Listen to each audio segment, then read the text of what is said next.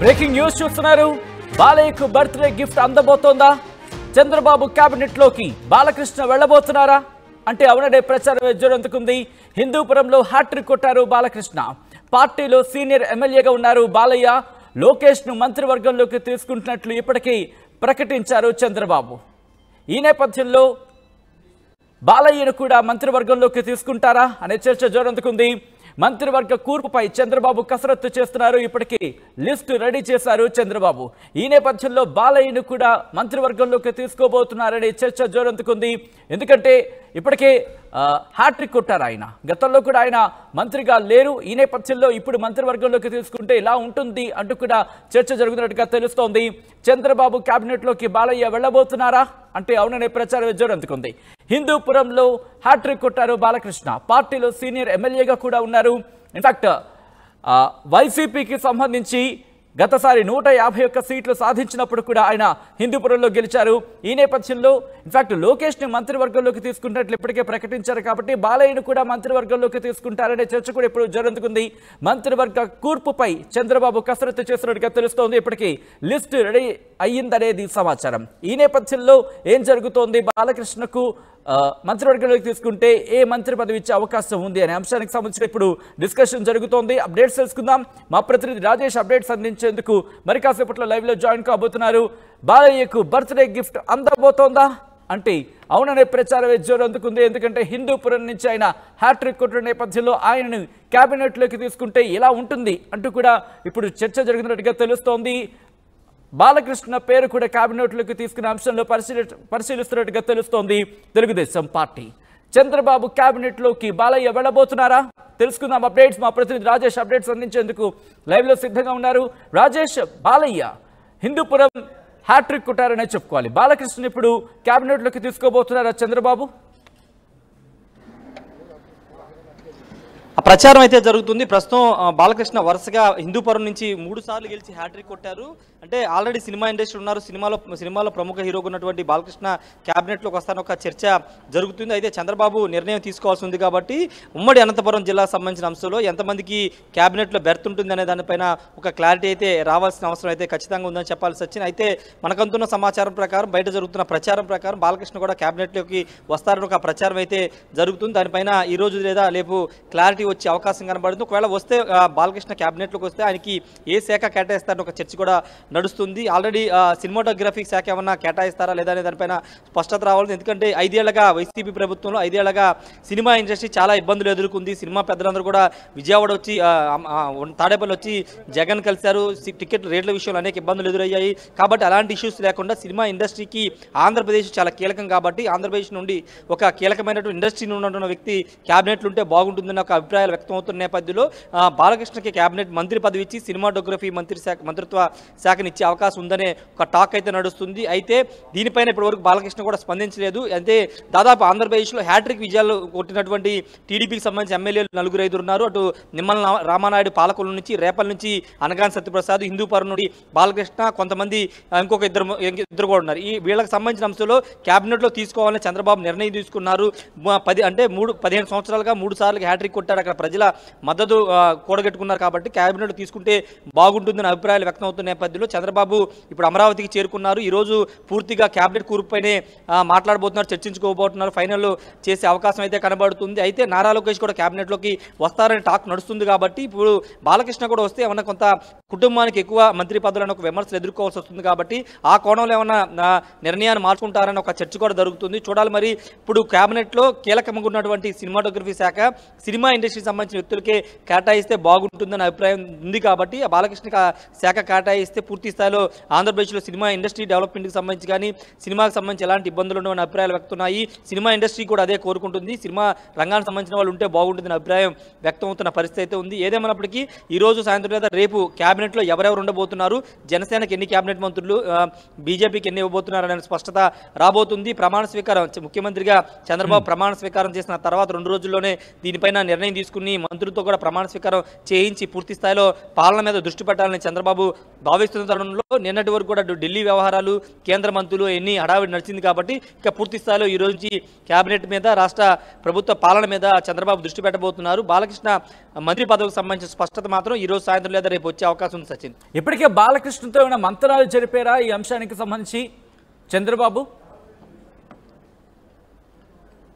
అంటే బాలకృష్ణతో మంతనాలు నేను జరపలేదు. ప్రస్తుతం బాలకృష్ణ హిందూపురంలో ఉన్నారు. బర్త్డే వేడుకల సందర్భంగా ఆయన అక్కడే హిందూపురంలో గడుపుతున్న పరిస్థితి అయితే ఉంది. అయితే ఇంటర్నల్గా పార్టీ ఇంటర్నల్గా ఈ చర్చ జరుగుతుంది. దీనిపైన నిర్ణయం తీసుకున్న తర్వాత బాలకృష్ణ వివరించే అవకాశం అయితే కనబడుతుంది. అయితే ఇంకా దీనిపైన ఇంకా ఖరారు కావాల్సింది. జస్ట్ నిర్ణయం అంటే చర్చలు మాత్రమే జరుగుతున్నాయి కాబట్టి ఎవరెవరు ఉంటే బాగుంటుందనే చర్చలు నడుస్తున్నాయి. ఎందుకంటే ఉమ్మడి జిల్లాల ప్రాతిపదికన మంత్రి పదవులు కేటాయిస్తారా, లేకపోతే 26 జిల్లాల ప్రాతిపదికన మంత్రులకి పదవులు కేటాయిస్తారనే పైన ఇంకా చర్చ జరుగుతుంది. కాబట్టి అంతేకాదు సామాజిక సమీకరణాలు కూడా చూసుకోవాల్సి ఉంటుంది. సీనియర్లకి అదేవిధంగా కొత్తగా ఎన్నికైన ఎమ్మెల్యేలకు కూడా మంత్రివర్గంలోకి తీసుకోవాలని చంద్రబాబు నిర్ణయించుకుంటున్నారు. కొత్త అదేవిధంగా యంగ్ టీంతో క్యాబినెట్ కూర్పు చేయాలని చంద్రబాబు భావిస్తున్నారు. కాబట్టి ఇప్పుడు అటు శ్రీకాకుళం నుంచి మొదలు పెట్టుకుని ఇటు చిత్తూరు వరకు ఉన్నటువంటి జిల్లాల్లో సామాజిక సమీకరణాలతో పాటు సీనియారిటీ ఆధారంగా అక్కడ గెలిచిన విధానాన్ని సంబంధించి 3 సార్లు బాలకృష్ణ గెలిచారు. కాబట్టి ఇలాంటి పరిణామాలన్నిటి కూడా చూసుకునే క్యాబినెట్ కూర్పు అయితే నిర్ణయించే అవకాశం అయితే కనబడుతుంది. ప్రస్తుతం బాలకృష్ణకి అయితే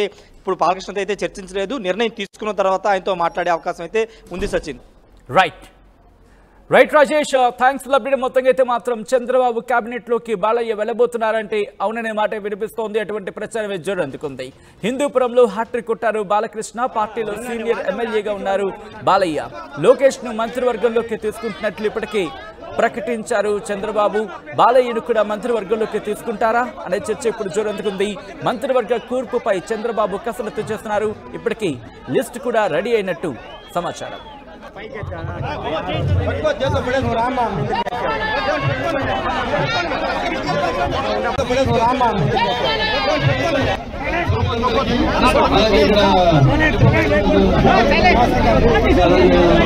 అందరూ కూడా ఇంకా మా శివకుమార్ గారు ఈ యొక్క పోరాట సమితి అధ్యక్షుడు వీళ్ళందరూ ఆర్టీసీ కార్మికులందరూ కూడా నా ఉదయపూర్వక నమస్కారాలు తెలియజేస్తున్నాను.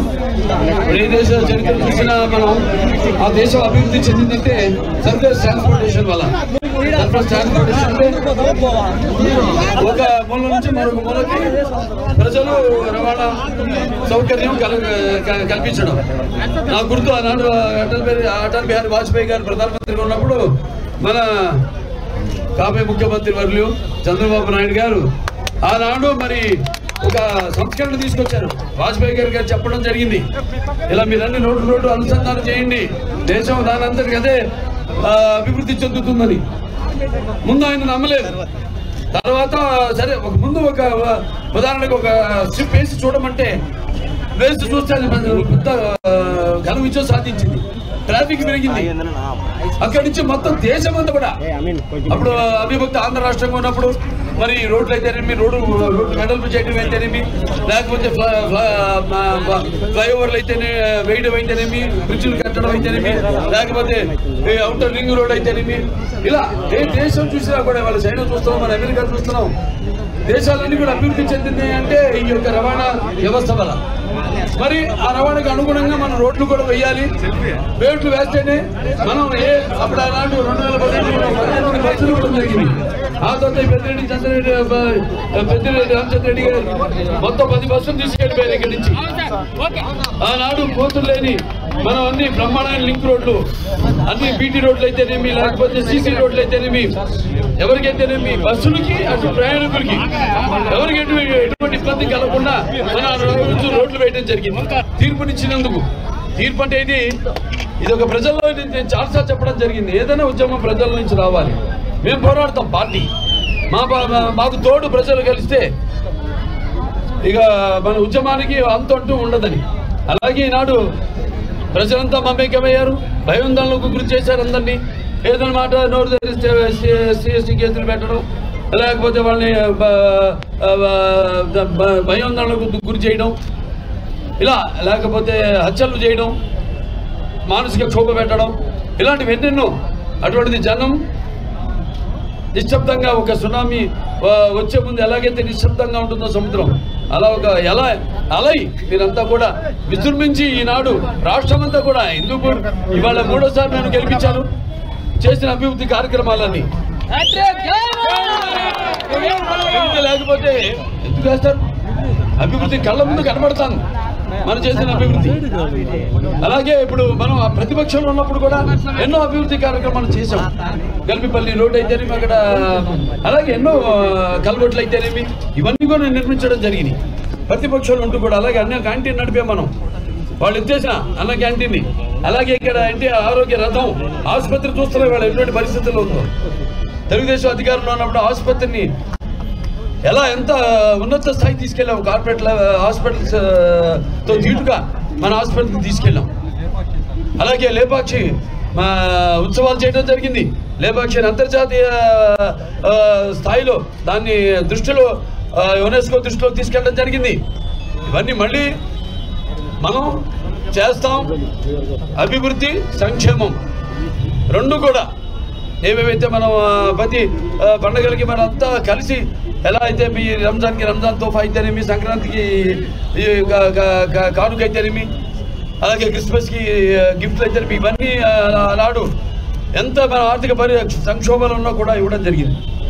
అలాగే ముఖ్యంగా నేను ఏ దేశానికైనా సరే చెప్పేది దానికి మూల స్తంభాలు విద్య, వైద్యం, అలాగే ఈ రవాణా సంస్థ కూడా, అది కూడా చాలా ముఖ్యం.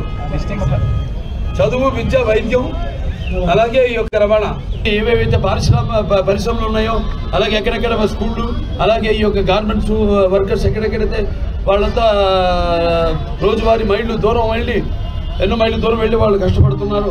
అందరూ కూడా ఈ రవాణా సౌఖ్యాన్ని మళ్ళీ తిరిగి పునరావృతం చేస్తామని ఈ సభాముఖంగా మీకు తెలియజేసుకుంటూ నేను